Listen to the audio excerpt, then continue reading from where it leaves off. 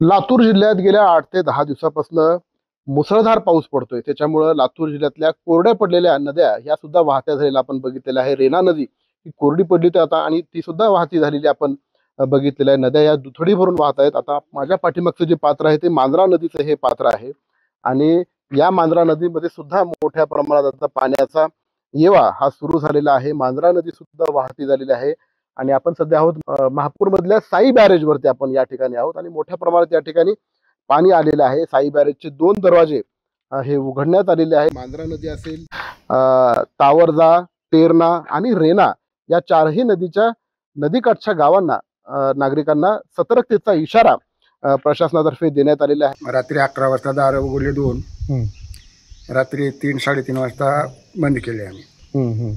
आता थोडं आहे एक लिकेज, म्हणजे ते काय झालं, एक गेट खाली उतरत नसल्यामुळे थोडं राहिले एक गेट खुलं. तर हे 2 दरवाजे उघडण्यात आलेले आहेत आणि या ठिकाणी बॅरेजेस आहे, इथं पाणी अडवण्यात आलेलं आहे. इकडं पाणी आता पाणी सोडल्यानंतर नदी पात्रामध्ये हे पाणी अशा पद्धतीने ओसंडून वाहत असलेलं पण आपल्याला या ठिकाणी दिसत आहे. मांजरा नाही तर तेरणा, तावरजा आणि रेणा नदीमध्ये सुद्धा मोठ्या प्रमाणात पाणी भरभरून वाहू लागलेलं आहे. खरं तर उन्हाळ्यामध्ये अशा पद्धतीची परिस्थिती गेल्या अनेक वर्षामध्ये लातूर जिल्ह्यात कधी आलेली नव्हती. खरं तर लातूर जिल्हा हा अवर्षणग्रस्त जिल्हा म्हणून ओळखला जातो आणि उन्हाळ्यामध्ये एवढ्या मोठ्या प्रमाणात पाऊस पडला आहे. त्याच्यामुळं आता खरीपामध्ये पेरणी कशी करावी असा प्रश्न अनेक शेतकऱ्यांना पडलेला आहे. कारण शेतकऱ्यांच्या जमिनी सुद्धा खरडून गेलेल्या आपल्याला या ठिकाणी दिसून आहे. मांजरा नदीकाठचे हे जर आपण जमीन बघितलं, मी कॅमेरामॅनला विनंती करेन की थोडं त्या जमिनीवरती झूम करावं. अनेक शेतकऱ्यांनी जमिनी या नांगरून ठेवलेल्या होत्या, मात्र पाऊसच एवढा मोठा झालेला आहे. आता काल दिवसभर मोठ्या प्रमाणात मुसळधार पाऊस या ठिकाणी पडला आहे. त्याच्या सुद्धा मोठ्या प्रमाणात खरडून गेलेले आहेत.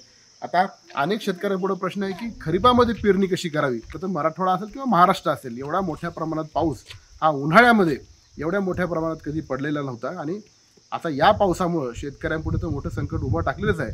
मात्र नदीकाठच्या लोकांनी सुद्धा सतर्क राहण्याचा इशारा प्रशासनाने दिलेला आहे. कारण पुढील आणखीन काही दिवस पाऊस बरसण्याचा इशारा हवामान विभागाने दिलेला आहे.